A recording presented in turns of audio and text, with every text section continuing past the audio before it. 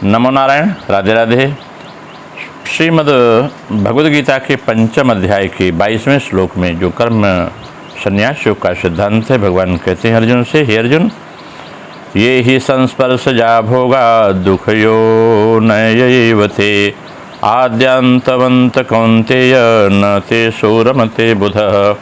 हे कुंती नंदन अर्जुन, जो इंद्रियों और विषयों के संयोग से पैदा होने वाले भोग सुख हैं, वे आदि अंत वाले और दुख के ही कारण हैं। अतः विवेकशील मनुष्य उसमें रमण नहीं करता है। ये ही संस्पर्शजा भोगा शब्द स्पर्श रूप रस गंध, इन विषयों से इंद्रियों का रागपूर्वक संबंध होने पर जो सुख प्रतीत होता है उसे भोग कहते हैं। संबंध जन इंद्रिय जन्य भोगों में मनुष्य कभी स्वतंत्र नहीं है।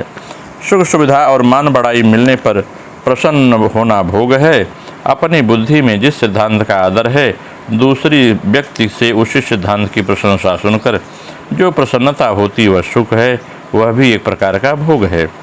इसका अर्थ यह है कि परमात्मा के सिवाय जितने भी प्रकृतिजन्य प्राणी पदार्थ परिस्थितियाँ अवस्थाएँ आदि हैं, उनसे किसी भी वस्तु प्रकृतिजन्य कारण के द्वारा सुख की अनुभूति करना भोग है।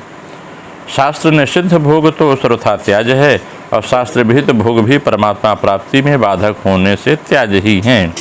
कारण कि जड़ता के संबंध के बिना भोग नहीं होता, जबकि परमात्मा प्राप्ति के लिए जड़ता से संबंध विच्छेद करना आवश्यक है।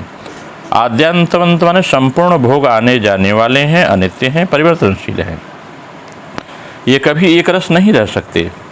तात्पर्य है कि इन भोगों की स्वयं के साथ किसी भी अंश में एकता नहीं है। भोग आने जाने वाले हैं, स्वयं सदा रहने वाले हैं। भोग जड़ है, स्वयं चेतन है। भोग विकारी है और व्यक्ति परमात्मा स्वयं निर्विकार है। भोग आदि अंत अनंत वाले और स्वयं आदि अंत से रहित, इसलिए स्वयं को भोगों से कभी सुख नहीं मिलता। जीव परमात्मा का अंश है, इसलिए उसे परमात्मा से ही अच्छे सुख मिल सकता है। भोग आने जाने वाले हैं, इस तरफ ध्यान जाते ही सुख दुख का प्रभाव कम हो जाता है। जितने भी दुख योनय एव थे, जितने भी संबंध जन्य सुख हैं, वे सब दुख के उत्पत्ति स्थान हैं। संबंध जन्य सुख दुख से ही उत्पन्न होता है और दुख में ही परिणत होता है। पहले वस्तु के अभाव का दुख होता है, तभी उससे वस्तु के मिलने पर सुख होता है। वस्तु के अभाव का दुख जितनी मात्रा में होता है, वस्तु के मिलने का सुख भी उतनी मात्रा में है। भोगी व्यक्ति दुखों से नहीं बच सकता, कारण कि भोग जड़ता से संबंध होता है और जड़ता का संबंध ही जन्म मरण का महान दुख का कारण है। भोगों में रुचि होने पर मन उन भोगों को भोगता चाहता है, परंतु विवेक कारण बुद्धि से भोगने से रोकती है। ऐसे ही सत्संग करते समय तामसी वृत्ति के कारण नींद आने लगती है और नींद का सुख मनुष्य को अपनी ओर खींचता है, परंतु सात्विक वृत्ति के कारण उसे विचार आता है कि अभी सत्संग कर लें, क्योंकि यह मौका बार बार नहीं मिलता। यह गुणवृत्ति विरोध है, जिससे साधकों को बहुत दुख होता है। भोगों को प्राप्त करना उसके बस की बात नहीं है, क्योंकि इसमें प्रारब्ध की प्रधानता और अपनी परतंत्रता है। परंतु भगवान की प्राप्ति प्रत्येक मनुष्य कर सकता है, क्योंकि उसकी प्राप्ति के लिए मनुष्य शरीर मिला है।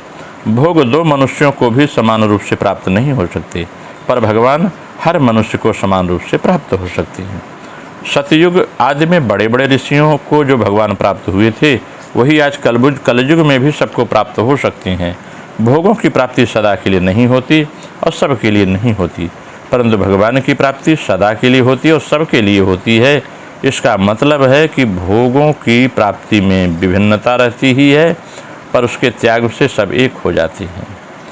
विवेकी मनुष्य को इस बात का ज्ञान रहता है कि संसार के समस्त दुख, संताप, पाप, नरक आदि संयोगजन्य सुख की इच्छा पर ही आधारित है।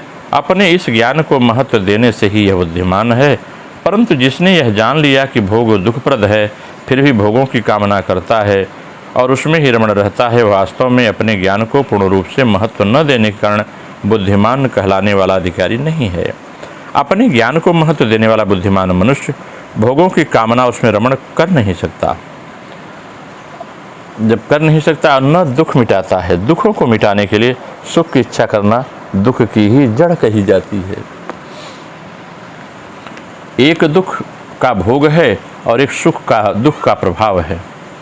जब मनुष्य दुख का भोग करता है, तब उसके सुख की इच्छा उत्पन्न होती है और उस पर दुख का प्रभाव होता है। उस सुख की इच्छा मिट जाती है, उसमें अरुचि हो जाती है।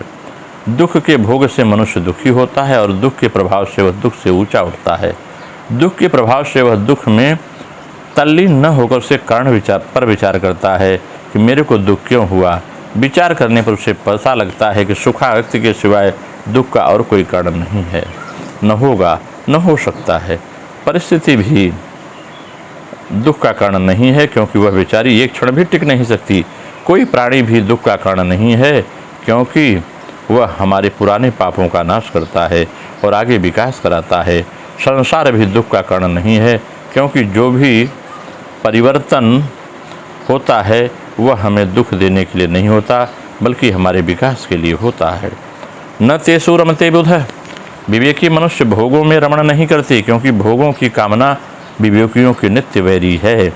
अविवेकी को भोग अच्छे लगते हैं, क्योंकि दोषों में गुण बुद्धि अविवेक से होती है। सभी भोग दोष जनित होते हैं। अंतःकरण में कोई दोष न हो तो कोई भोग नहीं होता, इसलिए विवेक को ही दोषता है। इसलिए जब भोगों में रमण नहीं करता तो सुख नहीं लेता। विवेकी मनुष्य उस वस्तु को नहीं चाहता जो सदा उसके साथ न रहे।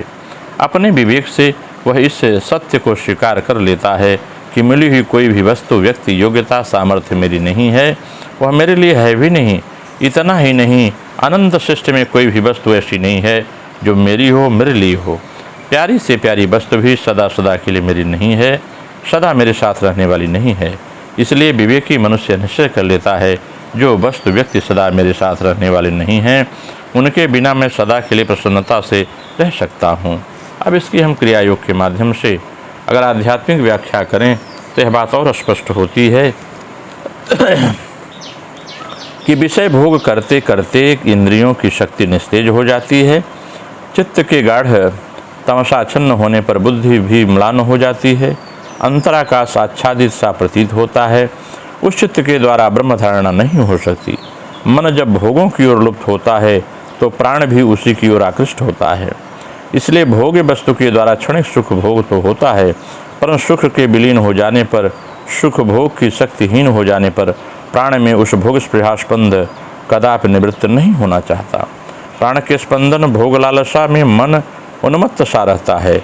इन सारे विषय भोगों के आगे पीछे न जाने पर कितना संताप लगा है, इसकी कोई सीमा नहीं है। भोग करने की इच्छा तो समाप्त हो जाती है, पर तृष्णा बढ़ती ही रहती है। पुत्र, स्त्री, धन आदि में अत्यंत आसक्ति जीव उन वस्तुओं के विषयों से अत्यंत ही अधीर हो उठता है। ये सब अंतवंत हैं, ये हमारे कोई नहीं है। ये सारे विषय हमारी आंखों के सामने अपने क्षणिकत्व का प्रमाण देकर स्वप्नदृष्ट वस्तु के समान न जाने किस अदृश्य कोटर में छिपे रहते हैं।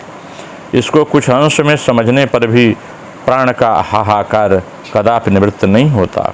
इन सब विषयों को न पार कर पाने पर भी जीव को दुख होता है और पाने पर भी दाह होता है। इसी से विवेकी पुरुष शांत भाव से विचार करके इन सारी विषय लालसाओं को चित्त से निवृत्त करके चेष्टा करते हैं। जब तक चित्त में विषय आसक्ति रहेगी तब तक शांति प्राप्त नहीं होगी। प्राणवायु के निरोध के द्वारा प्राण जब स्पंदन रहित होता है तभी चित्त में विषय स्पृहा दूर होती है। वास्तविक सुख विषयों में नहीं है, सुख आत्मा में ही है। यदि सुख चाहते हो तो विषयों में मन को न दौड़ाओ। विवेक द्वारा मन को विषयों से बाहर करके आत्मस्थ होने का प्रयास करो। प्राण के स्पंदन रहित हुए बिना मन आत्मस्थ न हो सकेगा। अतः जिसमें प्राण स्पंदन रहित हो वही मार्ग पढ़कर चलो। इससे फिर आद्य अंत युक्त विषयों से मोह में पड़कर व्याकुल नहीं होना पड़ेगा। जीव जितना ही वायु विषय से प्रेम करेगा उतना ही सुख रूपी शंख में पंख में उसके हृदय में विद्ध होगा। स्वप्नवत क्षणस्थायी विषयों में जिसका जितना अधिक अनुराग होगा उतना ही उस विविध दुखों की ज्वाला में दग्ध होता रहेगा। अतः साधक को सावधान होकर अपनी साधना करनी चाहिए। नमो नारायण। राधे राधे।